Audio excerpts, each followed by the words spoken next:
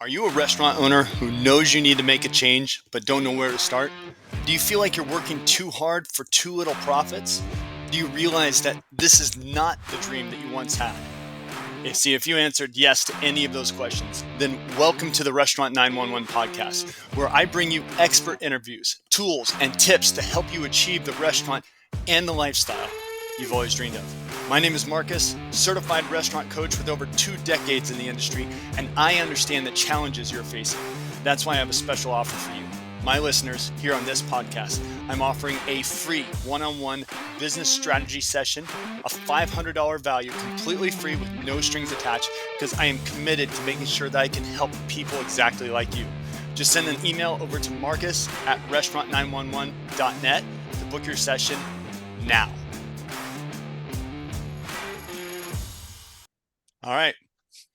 Welcome to the 911 podcast, everyone. This is where we go for immediate results and long-term growth. I am your host. My name is Marcus Osterhout, and I have an exciting opportunity for you guys to listen from someone that is a veteran in the industry.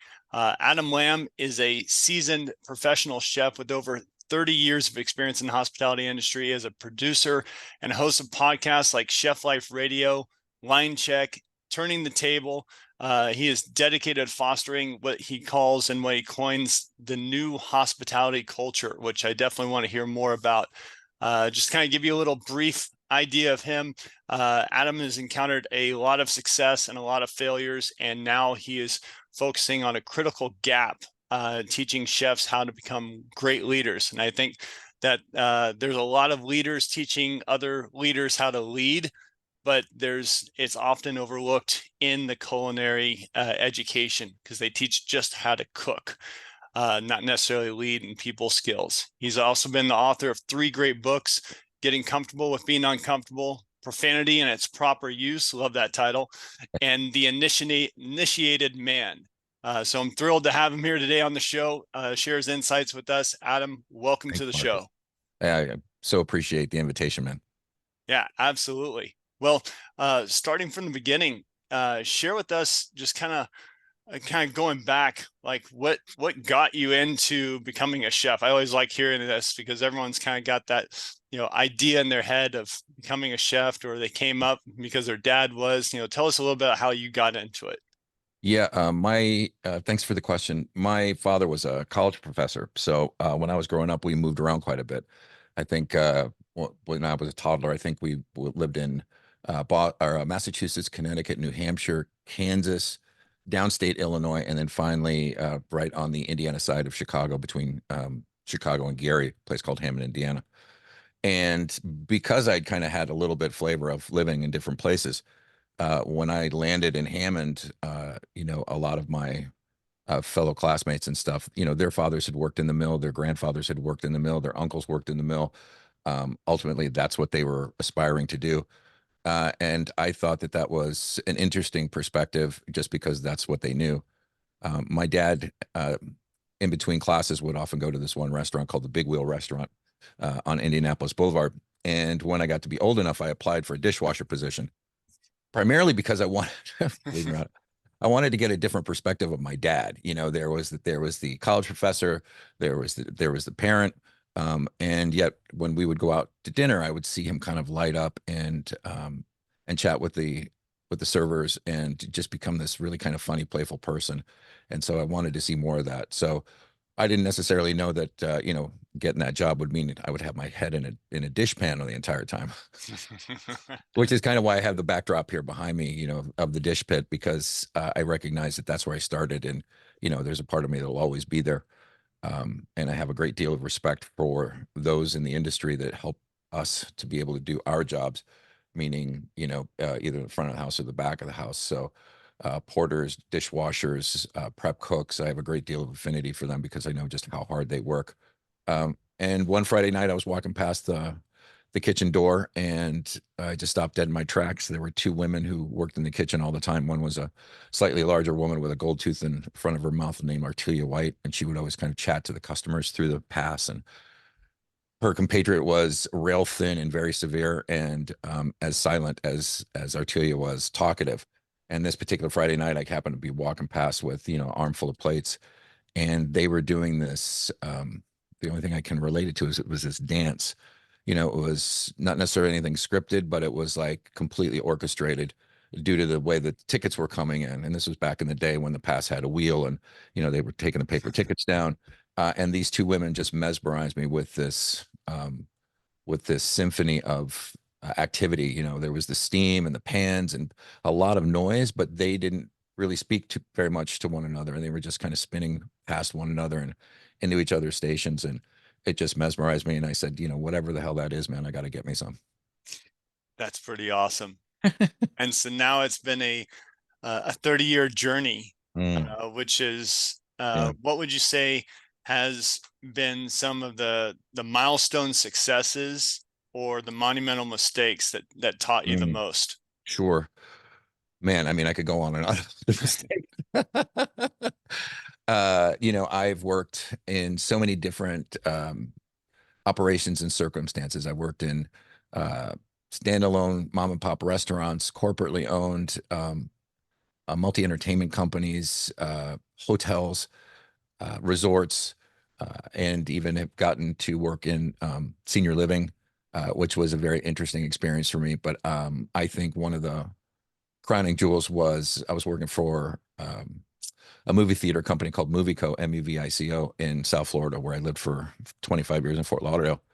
And a guy who I had worked with at a previous restaurant was now the food and beverage director. And he walked into the hotel I was working at and unrolled these plans on a table. And he said, I was trying to think of somebody crazy enough to try this with me. And you were the only name that I could come up with. So it was basically the very first time in the United States where a full service, fully functional, vetted restaurant was added into a movie theater. And so this theater in Boca Raton, Florida, which still exists today and now is owned by Cinemark, the restaurant sat 120 in the front bar or the bar area, kind of like what we call the bistro in the back. There was more of a reserved seating for another 120. There were several rooms split by air walls where we could have small group meetings and stuff. We had our own concessions up there. It was the very first time that there was actually reserved seating in a movie theater. So for your ticket price, you got your 60-inch love seat reserved for you, all the popcorn you could eat, and an opportunity to dine with us. And I don't think we actually knew what we were doing in the first couple years. I had this great idea of like, okay, so how do we capture or keep people coming back? Because I'm a moviegoer and I love going to the movies almost every week or every other week. So we were very conscious of not wanting to have the menu boring. So we were actually changing 60 or 70% of the menu every Friday, which the kitchen could keep up with, but it was hell for the staff. So after a while, we started to understand the business a little bit better, which is kind of cool because, on one particular weekend, if there's, say, a film that appeals to women like traveling, the traveling sisterhood of the pants or whatever, you're selling a lot of Caesar salads and margarita pizzas and things of that sort. And the next week could be, kind of a heavier, darker De Niro film, and you're doing all pastas and steaks. So Oh, interesting. I got to be really, really good at being able to forecast what our sales were and what items would be taking the hit. And so we came across after, I think, year three, there was a core menu element, and then about 40% of the menu changed seasonally. And even that was a lot to catch up on. I think in 6 years, we did over 450 um, different plates, whether that was an appetizer, entree, or whatever. We did a lot of different stuff, and some of those were incredibly successful. And some of the dishes that I thought were going to be really, really, really successful ended up not being successful for whatever reason. I remember doing the menu writing. I always had kind of a tongue-in-cheek way of writing menu descriptions. So there's someone actually read the entire menu description, that ultimately they'd get a giggle. And there was one line cook who I always tested that with. So that experience is not only the longest tenure I ever had in one place, over 6 years, but when the uh, owner of the company or the president of the company, who by now had lost majority shareholding of his company due to the necessity to bring in venture capitalists, um, they voted him out of his own company. And he called me about 3 months later and asked me to write the very first performa for a new facility called IPIC Entertainment. And he took that to Las Vegas real estate show and got a deal in Milwaukee. So we opened up that facility up there. It had bowling, movie theater, restaurant. It was pretty intense and pretty varied. And there were a lot of different things that, again, we tried to build business and stuff like that. And I remember I got so good at, again, at forecasting and budgetary planning that they started talking about doing 99-cent bowling. And when I Wow. plugged those numbers in, I told them right away, I'm like, if you do this, you're going to lose 20% easy, because it appeals to a different demographic that was coming to the theater at that time. Hmm. And that ended up coming true. And that was unfortunately 2007, 2008.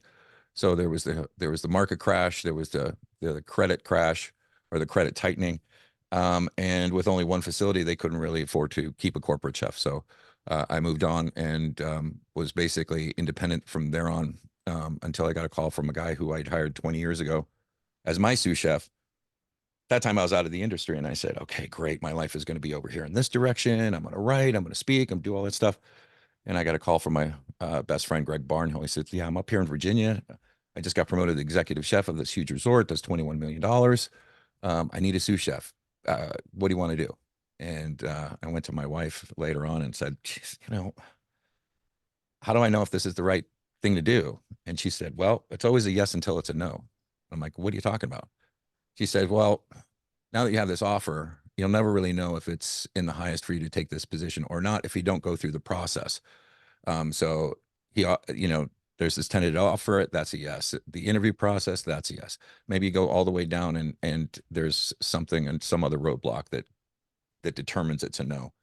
But within 5 days, I was interviewed, processed, in uniform in Virginia, standing on property, just wondering what the hell happened. And it'd been 25 years since I was a sous chef and had gotten used to kind of how heavy the crown is. And the fact that I wasn't the one that was wearing the crown, I discovered that there was a great deal of freedom in that. So with a staff of 125, which would blossom to about 165 in season with all our visa candidates and stuff, it was an incredibly dynamic opportunity at the Omni Homestead, which is one of the oldest resorts in the nation. Interesting fact, it was built in, I don't know, late 1800s Oh, or wow. early 1800s. And in the mid 1800s, the entire resort burned to the ground from a fire that started in the pastry kitchen, which is still there in the basement. Oh, wow. Oh yeah, dude. One whole wall of the pastry kitchen is these two huge built-in ovens that were installed at the original creation, and right around the edge of it, there's a little walkway because at one point in its history, there was someone who was shoveling coal into that oven Wow. So all just day long. keeping the nostalgia and Oh the God, yeah, richness of that yeah, culture. yeah. So I think those are two really great experiences that I had, both of which provided me an opportunity to to stretch a little bit and to discover things about myself that I'd never really appreciated before. And at the Omni Homestead, I understood very deeply that the young people coming up in the industry, they're not looking for a boss, they're not looking for a leader, they're looking for a mentor. So I would spend most of my day running around having 1,000 conversations with staff, sometimes smoothing things out, sometimes talking about where they're headed, the skill sets that they need to succeed, not in this job, but in the job that's coming. And I grew a lot and became aware of my place in that kind of symbiotic organism. Yeah.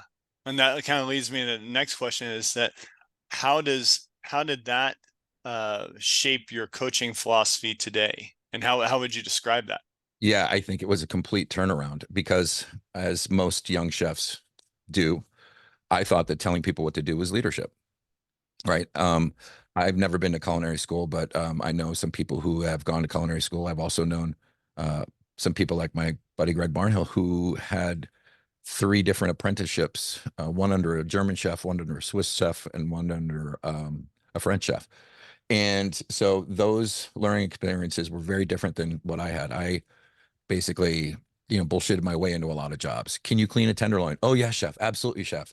And thank God nobody was looking at that first tenderloin that I cut because they would have noticed that, yeah, I didn't know what the hell I was doing. But um, I'm endlessly curious, and so I'm always kind of diving down rabbit holes. And, when someone's standing next to me doing something, I'm constantly looking over there to try to emulate that. But, I also recognize that in none of those instances, whether you're learning on the street, culinary school, or apprenticeships, there's no module that you go to that says how to be a great leader.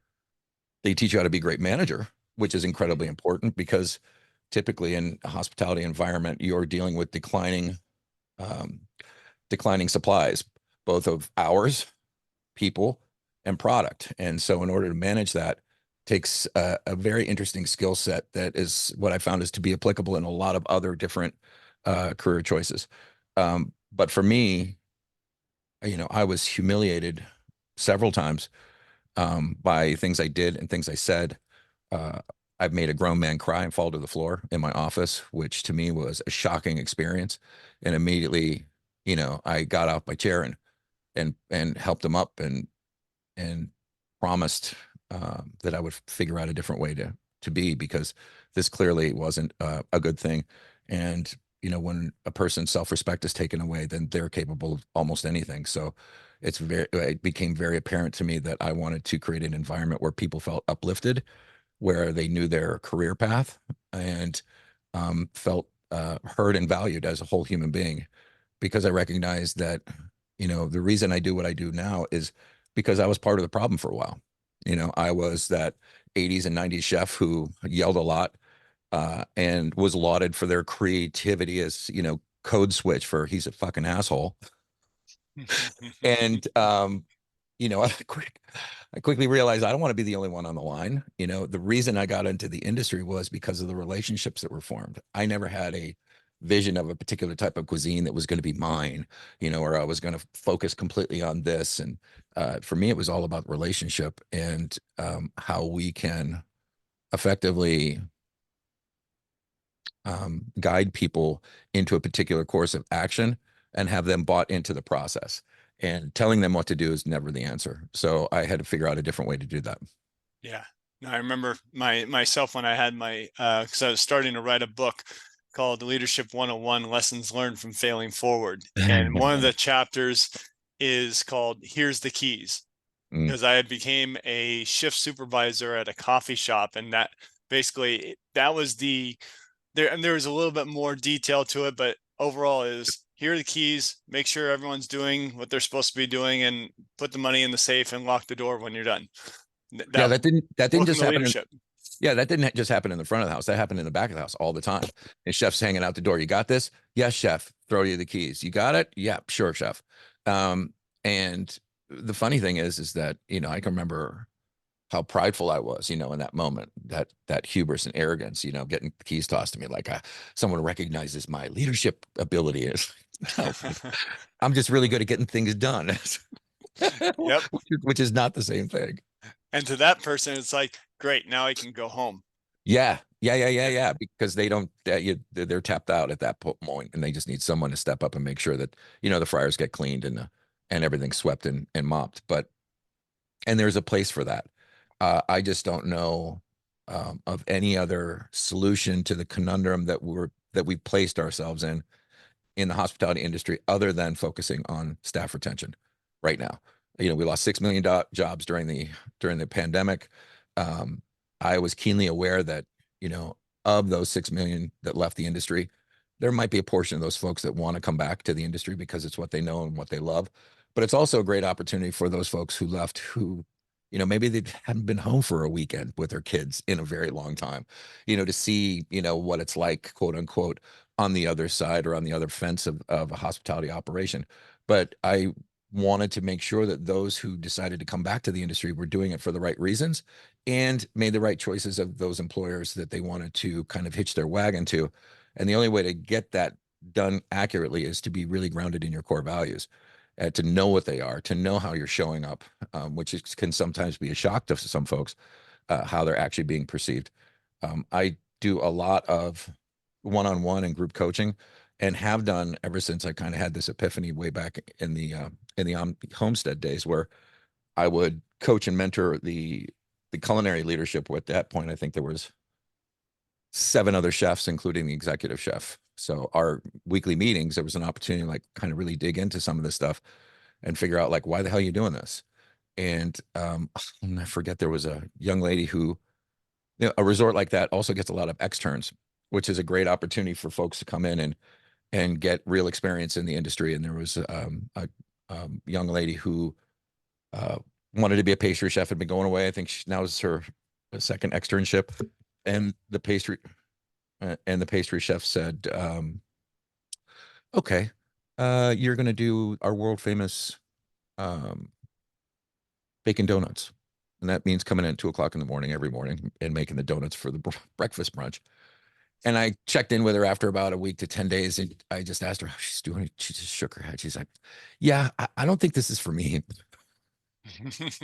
Not meaning necessarily the donut makeup, but she had never been, she'd never experienced that level of production before, which was enormous. I mean, I can that was imagine. a staff of 15 that worked down there, and they busted their asses. So, did she waste some money on culinary school? Probably. But did she get something that would serve her in a much higher purpose for the rest of her life? Absolutely. So, whether she decided to stay in the industry or not, I felt well positioned to, ask the questions that would have her um, come to her own wisdom and her own guidance about what she wanted, not only in that moment, but but as you said, forward in her life. And once you see the penny drop in somebody's eyes, man, that's a really addictive feeling. When you see somebody come to their own guidance and wisdom, it's like, holy crap, man, that's such a great feeling to be able to assist them. Right, right. To be able Yeah. to go home and look yourself in the mirror like that, that just gives you that the pride of doing something good that's helped someone else. Yeah. Tell me about this new kitchen culture, this new restaurant culture that we seem to be in. What is that like? What does it look like? Why is it essential for chefs in the industry? Well, that's a great question because I'm unsure whether or not um, that's the prevailing wisdom right now. I just understood. Again, I was fully employed during the pandemic. I was working at a retirement community, so I had 650 residents who were all 100% at risk for catching the virus. I also had a staff of 125 who were deathly afraid to come to work because they didn't want to take the virus home. So, not to mention that we went from a 3 meal a day operation to a single boxed meal delivered to their doors within 24 hours. I mean, that in of itself was an enormous undertaking, and logistically very challenging. But I spent most of my time, in small group meetings or one-on-ones talking to people who were completely freaked out and unsure of whether or not they wanted to stick around. And so I recognized that, there was a confluence of effects in the 1980s that kind of set us up for failure in the industry. One was the advent of the Food Network. Second one was Kitchen Confidential. And the third one was, and you could even say white heat before that, Marco Pierre White. But the other part of that was for-profit culinary schools. All of a sudden, there were all these culinary schools, and I still remember to this day the first time I was sitting at home at 2 o'clock in the morning, and there was 1-800 Be a Chef commercial on TV. And oh my God, you got to be shitting me.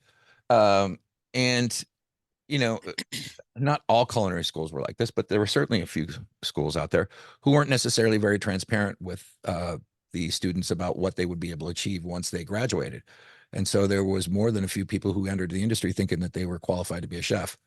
And I have a friend, Ryan Dodge, who was for a while the corporate chef for Lifetime Fitness, who shared with me in a podcast that, in his estimation, we as an industry have done a really shitty job at communicating to those wanting to come into the industry that there are certain things that you're going to be able to do with a little bit of schooling, right? You can learn how to make an omelet. You can learn how to make 100 omelets. You can learn how to make 1,000 omelets.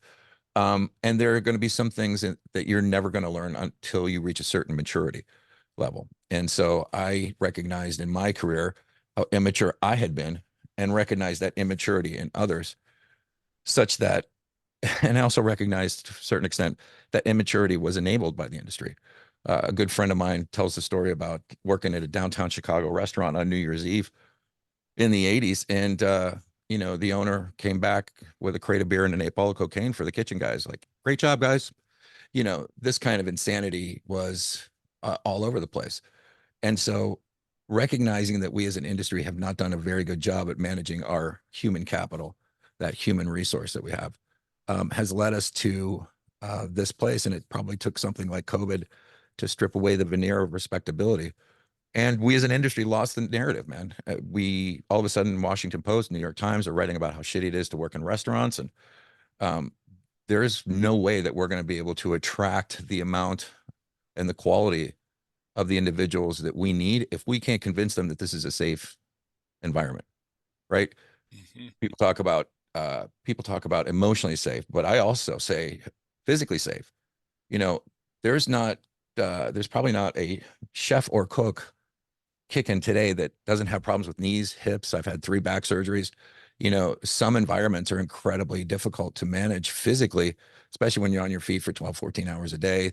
Maybe there's no mats. You're on hard tile or poured concrete floors. The equipment is set too low, so your body is over at a unsustainable angle, and all of a sudden the muscle tension in your stomach starts loosening up, and then the only thing that's holding you is the muscles in your back. They're pulling everything out of place. But I digress. So there's been a confluence of influences that I think have kind of put us into this pickle. But I also think that this is nothing that we can't reclaim. So when everybody's talking about the great resignation during COVID, I reframed it as the great reset. Like, this is an opportunity for very, very smart operators to get way out in front and create an environment by which um, they can really talk about what sets them apart. You know, that it's an equitable environment. Everybody gets the opportunity for the same, or has the same opportunity to rise.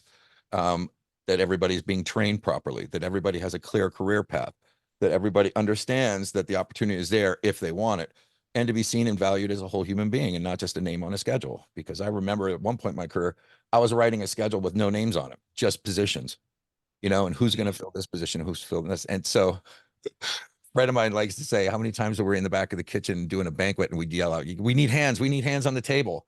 Like, that speaks volumes about the way we view other people in our environment. So there's a shift in conversation. There's a shift in attitude. And listen, I get that it's not an easy thing to do, to switch or change a culture. I think that average is somewhere between 7 to 14 years to change an operational culture. But within our environments, you know, we can probably affect change a lot quicker. People like to say that, you know, culture starts at the top. Yeah, well, culture is also what we will settle for too. So if there's somebody who's being an asshole, and that person is being, you know, is allowed to be an asshole because the manager's scared to put him on notice or to fire him because they don't know where that next person is going, what's that message that's being sent out to the other staff? Right. And so there's all these little things that have just piled up. And I, for one, am incredibly glad for the opportunity to have these conversations, because I think this is how culture changes little by little. Yeah, absolutely. Now, what would you say to the chef that, because obviously, taking care of our mental state has become kind of almost a popular trend among corporate companies, Yeah. Starbucks and other companies of social initiatives out there. But it's real on the tangible level. On we really should be aware of mindfulness and where our mental states are at and our emotional states. How does that apply to a chef in the kitchen, and what type of things uh, should we try to create in this new environment that is Sure. supportive of that? Um, Great question, Marcus. And before I dive into that, I just want to make sure that, you know, when I was in my shit in 2011, I looked around and I didn't see any organizations that spoke to me, that I could, you know, talk to or join, and work through some of the things I was working through. I didn't know that there was men's organizations, and then I found them. I didn't know that there were organizations out there like the Burnt Chef Project, because they weren't. I mean, some of these organizations started before COVID, but COVID really lit the fire underneath the hospitality industry about mental health and wellness. And so organizations like Not 9 to 5, which is Canadian, the Burnt Chef Project, which is from England, you know, Mm, these organizations were started by people from outside, not outside the industry, but tangential to the industry. Chris Hall from the Burnt Chef Project was a salesperson. You know, he was going from kitchen to kitchen selling, you know, super premium products, and then getting into these conversations with chefs and thinking like, what the hell's going on? And decided to do something about it, basically out of his garage. Also, so there's organizations out there now who are doing great work and provide excellent resources. Chowco.org is another one out of Denver. They hold Zoom meetings every week for anybody in the restaurant industry to call in and speak, not speak. Sobriety is not required. I mean, this is not an AA thing, but it's a space to where people can talk about the challenges that they're having. And these didn't exist anymore or before. Um, and I read recently that a lot of companies have been jumping on this. And so they've been creating all these initiatives around mental health and wellness. And what they discovered is that for most of the organizations, their results are completely flat.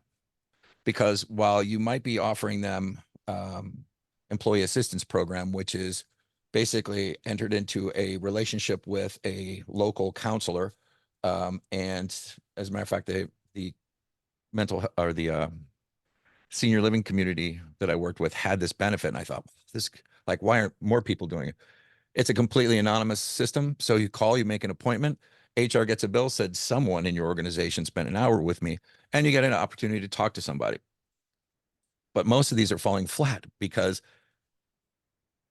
there's nothing else happening in the organization other than offering this benefit. They're not changing the culture down on the floor, elbow to elbow with people, right? Right. Oregon is now talking about how they're going to recriminalize drugs after their experiment 5 years ago, Prop 101, because half of that proposition was about funding for mental health services and addiction services. Well, those services never got off the ground. So even though they decriminalized it and were charging people $100 for a ticket, or here you can get out of it by going to this residential treatment facility, there weren't enough treatment facilities. So it's kind of like six one half dozen of the other. So they're wondering why people are shooting up on the street. Now Right. that's kind of an egregious example, but the point made is that, you know, if you're going to start anything, you want to make sure that there's buy-in from the entire community or the entire organization. You know, so something that a chef starts in his kitchen may not necessarily yield big results unless the general manager, the owner, corporate corporate leadership are in on that. And I discovered that the hard way with at the senior living community, where I started a whole new kind of culture within the hospitality department, but none of the other departments were down with it. So we were kind of like beating the drum, but no one was listening. So I would say that what a chef can do right now is ask questions of his staff. You know, how can I make your job easier? What are you missing? How can I support you? These are very often questions that don't get asked because, to be frank, we don't want to know the answers. We're busy enough just surviving. The problem is that if you don't stop and take stock of where you're at, you'll always be in survival mode and you'll never get into thriving. And it's very, very easy to make it up about, oh, this generation doesn't want to do that. Listen, man, they said that about my generation. They probably said that about your generation. Like every single generation gets the same rap. And yet the fact is that financially and career wise, our current landscape in this country is vastly different from it was when my dad was teaching or from when I was coming up. And, you know, I have an adult son and two adult daughters, and recognize the difficulty that they've had, you know, just making their way into the world. Not saying that there's still not opportunity, but I would say one of the biggest things that you can do is create a succession plan. Now, I know that sounds kind of stupid, but if you're my sous chef and I know sometime you're going to want to move into your own chef position somewhere else, then it would probably behoove me and everyone else to think about who's going to replace you and to start training that person now.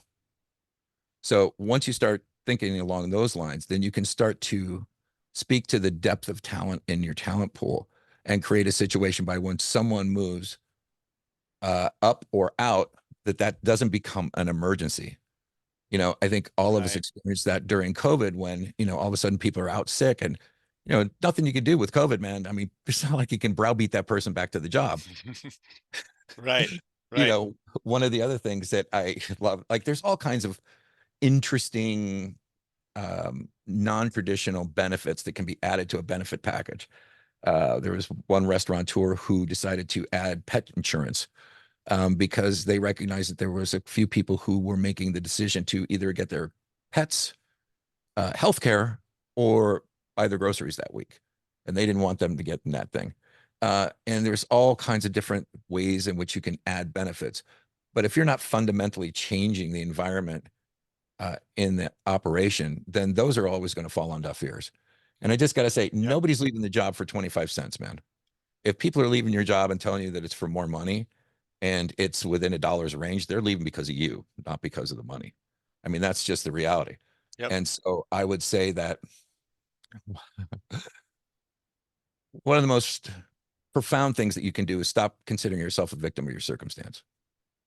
Like, understand that almost everything within your experience, you have the ability to shift or change. I'm not saying that you might not necessarily need some help with that or need to create a different perspective about that. But I'd speak to a lot of folks, and very often they're complaining about their cooks. Listen, I was in a general manager's office at this movie co theater, and I was, ranting and raving to the general manager. The cook, I hate my staff. I hate the people coming in here. Da, da, da, da, da. I'm like completely overwhelmed. And she just kind of sat there and with a smirk on her face and waited till I ran out of gas and then sat in the chair. And then she looked at me and she said, Adam, don't you see the God in what you do? Now, she was faith-based, but I was kind of like, what? I don't see any sanctity in what I do. And she says, look around you. You go to the gas station, you don't go inside, you pay at the pump, you don't see a person. You go to the bank, you don't go inside, you got to go to the ATM, use your card, you don't see a person. She said, our society is becoming more and more fractured and more lonely and disconnected from one another. You provide people an opportunity to come around a table and be in a relationship with one another. What you do is the excuse for people to have their hearts open and to be reconnected with one another. And after she said that, I let that sink in for a while. And I realized that this is the privilege and the responsibility of being in the service industry. And too often we forget that we're in the service industry, that it's about other things. And I think that there's a reconnection to this idea of what hospitality is as a way of kind of reinvigorating our hearts and our energy around this idea that, sure, there's money to be made and in some places can be highly profitable, but that can't be your full motivation, man. It's got to be more than money to get up out of bed, especially with some of the challenges we've had with the supply chain and lack of staff and stuff like that. But, reconnecting to those ideas of those higher ideals of what we do, where we do it and how we do it, I think is really important to understand that, yeah, I can make a difference here. I mean, it's very, very hard to look around and pick up a paper or go through a social media feed and not be completely dismayed about what's going on in the world and to feel completely impotent and unable to create any type of lasting change. But I can't remember who said it, but I think it was Tip O'Neill, Speaker of the House, who said, all politics are local. So if that's true, then really the only sphere of influence that can matter is within our own sphere of influence, our little bubble, and to take action from there, especially about the way that we're showing up. Are we showing up in a positive, sustainable manner? Are we engaged in our own self-care in such a way that we're treating ourselves like professional athletes? Because we are, right? I challenge any professional athlete to work a shift in the kitchen for 14 hours to see how they feel. That's why early on in the Chef Life Radio podcast, I had an episode where I was waxing ecstatic about support socks. People were laughing at me. I'm like, okay, just try it once. That's all you need to do. Like, just because I say it doesn't mean it's right. And I don't want you to take it as the gospel. I want you to go out and test it to see if it works. But I do know that if you can shift from an attitude, shift to an attitude of gratitude, you will start to find more things to be grateful for. And that's a much more powerful place than looking around and trying to collect evidence about why everything sucks. Yeah. Because that's low hanging fruit, bro. That doesn't include any stretch on our part. So very often my work with culinary professionals, either in one-on-ones or in teams, is about the interior work that we get to do. Again, for the privilege of because we had this privilege and this responsibility and this job to do more than just cook food. Because if it was just about cooking food, I mean, it'd be easy, but it's not. And so for us to kind of co-create a new culture, or at least a new perspective, or thinking ways of thinking about the staff that inhabit our space, a way to lift them up such Mhm. that they're bringing their family or their friends to you because they want a job too, because this place is so great. You'll never have to, put an ad in anywhere for another job, because people will understand that you are a world-class employer in your market, because you understand the challenges that line staff have and are doing something, even just the smallest thing, to help alleviate that stress and also give them, for lack of a better word, hope for a better day tomorrow. Yeah. Yeah. Something that you that it made me think of is that, as you were saying, when Tip O'Neill was talking about all politics are local, Mm, and then when you were saying about how when I'm looking at my sous chef and knowing that they'd like to become a chef, and that the line cook wants to become a sous chef, and you look at the depth of your whole pool that you have on your team, it made me think. A good friend of mine, his name's Garrett White. He started Wake Up Warrior, hmm and so he's always been known for saying, save a man and you save a Yeah, family, and then you save, save a absolutely. community, then a city, then and it goes Yeah, on from there to the world.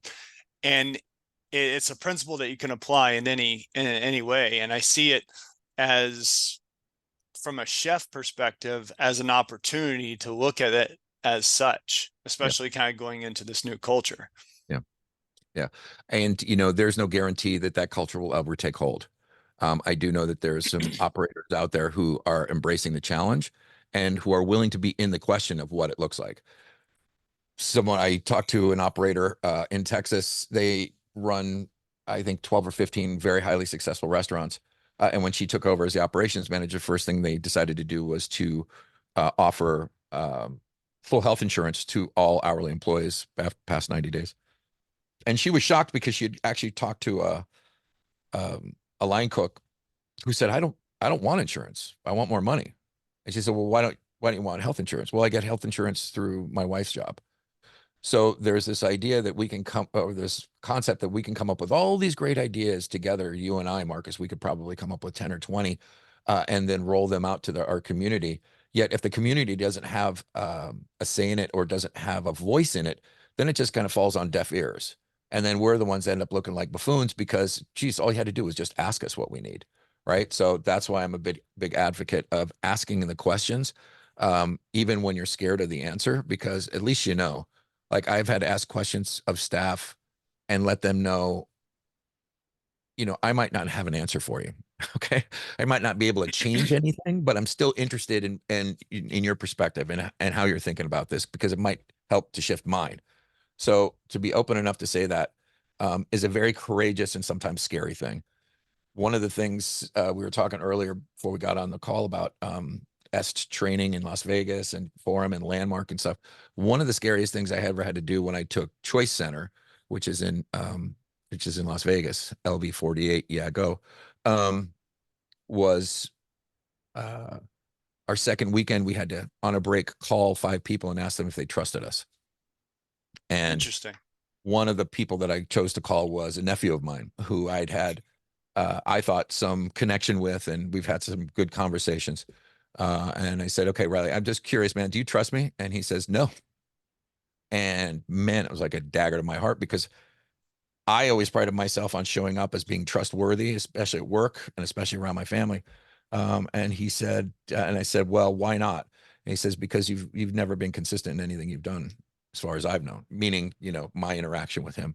So he collapsed consistency with trustability, Hmm. or being trustworthy. And that's his perspective, which he's completely welcome to.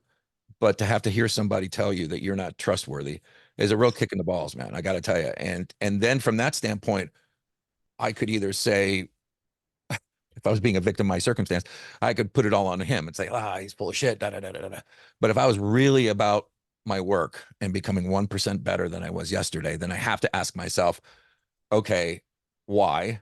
And how could I show up in such a way to you that I am trustworthy? Right. And so trust is a huge kind of unspoken thing in our organizations, because I'm pretty sure that when I first worked at the retirement community, I asked somebody, well, how come you didn't take this to human resources? And she said, oh, we don't trust human resources. I'm thinking to myself, why? Like, there's a 70-year-old nice grandmotherly woman up there running it, who's always talking to the staff and very welcoming. And so it came about that the reason that they didn't trust the HR staff is because the executive chef and the previous dining director had communicated to the staff that they wanted to wash their laundry in house, meaning we take care of our own problems. You don't have to go to HR, because of course they didn't want their dirty linen floating out in front of the other department managers or be seen as um, not effective in their management. Right. And so Right. here's a resource that's available to them, and they don't trust it because someone's told them not to trust it. And so these questions open up sometimes a whole can of worms. And a cultural change like that doesn't happen overnight. They don't go from not trusting to trusting just because I tell them to. But if I'm providing them an opportunity to at least have their voices heard, such that I can go to someone else and say, hey, listen, I think there's some bridge building that gets to be done here, then that's an opportunity for everybody. So yeah, humbling ourselves is not a bad place to be. And I'm not Yeah. saying to do that from an aspect of want to kick your own ass. Because Lord knows I've had an addiction to my own negative self-talk for many years. And that's something that I've had to be very, very cautious of and never allow that to come back into my brain, just because it's such a well-practiced habit for me. Right. And it's just a great story to keep me from taking action. And I would much rather be in action than, sitting on my hands thinking, oh, woe was me. So, Right. Right. Well, what would you say the next 10 years in our industry, what does that look like? um, well, first off, I would say it's pivotal. I think this next 10 years for us as a species are going to be incredibly pivotal. Um, because we can look around and see all the problems, and yet there's so many things that are happening that are positive influences and opportunities for, change in an ever-changing world. I think so. One of the issues is, listen, we can be very diligent about our staff retention and put all these things together. And yet that may only appeal to a certain small segment of the population. And we may never, ever, ever get back to the way it was in the 80s and 90s, where I had 500 resumes for a sous chef position. I don't think that'll ever happen ever again. It's just not going to happen. So we need to be able to be clear-eyed about it and say, okay, so how else can we deal with this issue? So there might be some emergent technology. I mean, Chipotle's testing out their guacamole machine. Hmm. I mean, it seems to me to be crazy that in every one of their stores, someone's doing 50 pounds of avocados every day just to make guac, right? But now they've come up with this machine that you put them in there. It doesn't do everything, but it does, 90% of it. And the industry has been always very, very eager and very helpful to uh, promote their solutions in situations where there was tight labor, right? All of a sudden, there are these chef-ready products, right? So we went from, getting quarter primals in and cutting all our own meat to getting all this stuff basically cryovac in a nice white box, um, pristine. And so we don't necessarily have to worry about butchering that stuff. There's already products on the marketplace that can help save some hours of prep. The offset of that is frozen mirepoix less useful than cutting fresh mirepoix, and that's every operator's decision. There are certainly all kinds of solutions, let's say for demi-glace out there, everything from frozen jellied product to powder. And depending on your operation, you're going to have to be the one to do that. But there are solutions out there. However, I would say that, I think robotics are just going to be a part of our thing, man. I mean, people didn't understand sous vide when it started either, right? But Right. it turns out to be this incredibly versatile tool. So I I love the saying of, AI won't replace a copywriter, but AI will replace a copywriter that's not using AI. So, so the robots will never replace us, but they might replace somebody who's not willing to try a robot, whatever that is. And there's the other challenge on that is how it's perceived by the public. There was a woman in Oregon who was playing around with these robot back waiters. Basically, they're just little humanoid things on wheels that have a tray on it and brings the food out to the table. Hmm. And she got a lot of pushback from the people that she was serving because they didn't want that. Yet, where's the balance between I can't open up half my restaurant because I don't have enough staff to having some additional robotic help with me? So it's a weird, awkward place for us to be. But I think the decisions we make now and our attitudes about each other and about what we're trying to achieve is going to be pivotal. Like anything that adds to my ability to be more present to the staff or to the staff and the customers, I want to look at, right? Right. If Right. it's another thing that I'm going to use to be quote unquote busy in my office, I don't want to know about that shit. So You it's know, kind of like taking the uh, the time the time paradox from uh, Seven Habits of Highly Effective People. yep. Is it urgent and important, and looking at like where can I spend the most amount of my time Mhm. in not urgent but important section. Correct. Yeah. In that quadrant that Stephen Covey pioneered. Absolutely. And I think a lot more, you know, I would say strategic planning, but I think that that's kind of a throwaway answer. I don't think that really means much, but there are different ways for us to be able to perceive a P&L. I think one of the things that is incredibly important for us is to stop recording our labor as a cost to sales, but as an investment in the business. Because just flipping that where it ends up on the P&L drives so many other decisions. That's why the development and integrated development of our staff is absolutely essential for any successful hospitality industry, whether that's 20-minute training sessions every week or whatever. And I get it. I get it. I get it. I get it. You're busy. You don't have enough time. I totally get it. Yet, if we never make that time, again, we'll continue to be in this emergency mode and never get to that thriving stage where we can take a look around our organizations, take a deep breath, and look at everything in action where people are being trained properly, people are being supported properly. Those are the places where staff will naturally gravitate to. So I think that emergent technology is going to be something that we're going to have to be very careful with. But I think that there's some very interesting opportunities that are coming up. And again, I would say that if it saves us time that we can better use to be with our staff or be with our customers, then that's something I want to take a look at. It completely transparent. I invested in a couple robotic cooking companies a couple years ago just because I was kind of interested to see where that would go. I saw the robot burger place that opened up in California, and I thought, oh, there's gonna be more of that, man. Right. Like it's not like, oh my God, they're coming for my job, but it's like how can I actually use this to my advantage?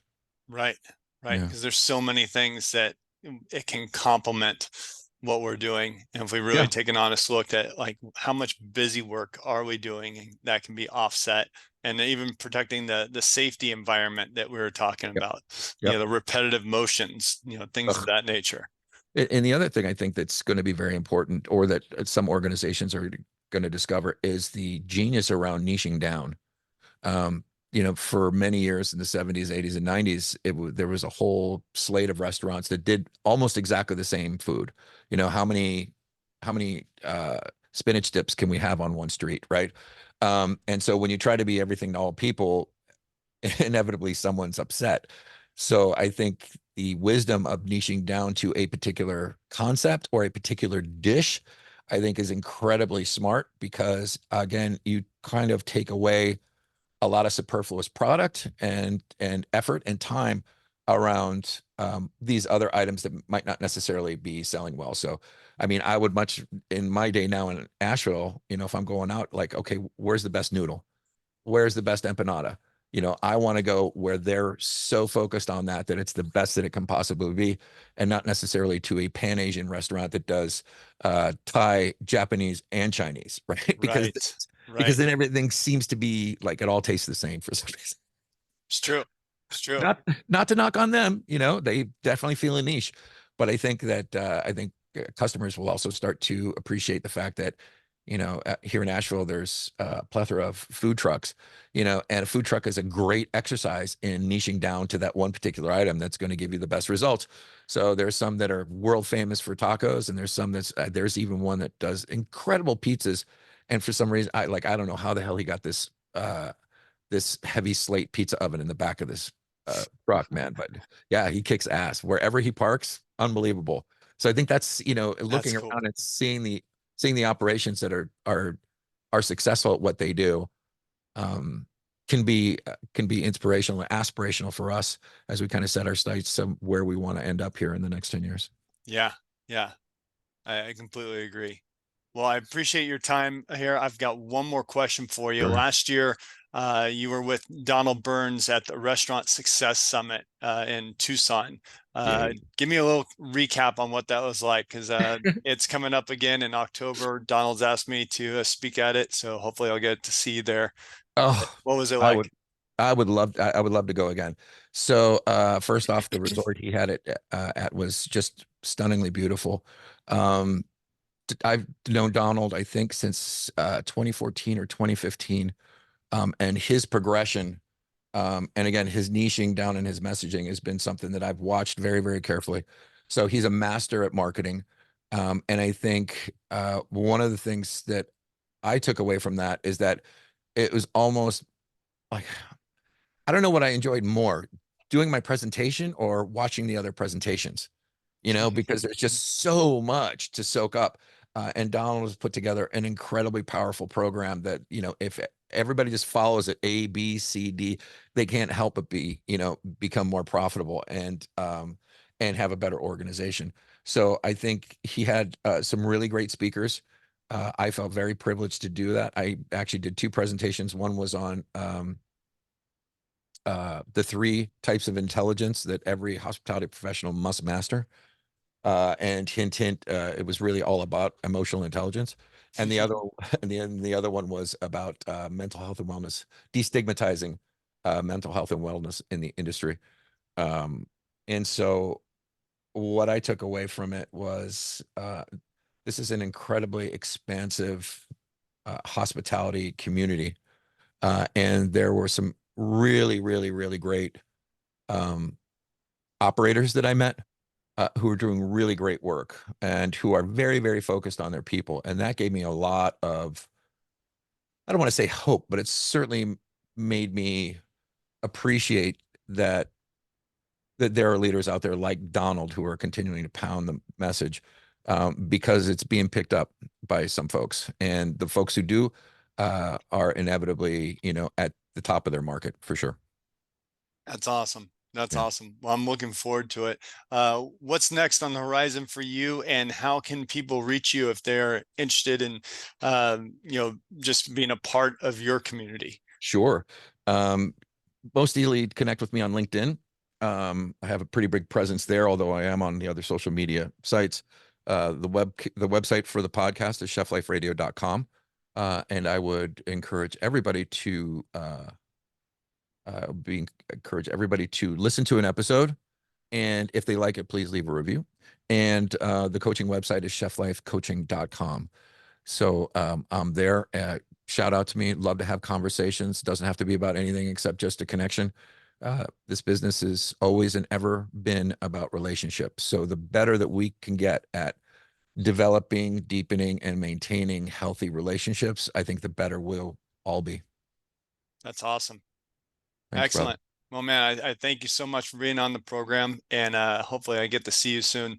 Yeah, me If too. not in Tucson or Scottsdale, wherever he has it next. You got it. Thanks so much, Marcus. It's been such a pleasure to talk to you. Likewise.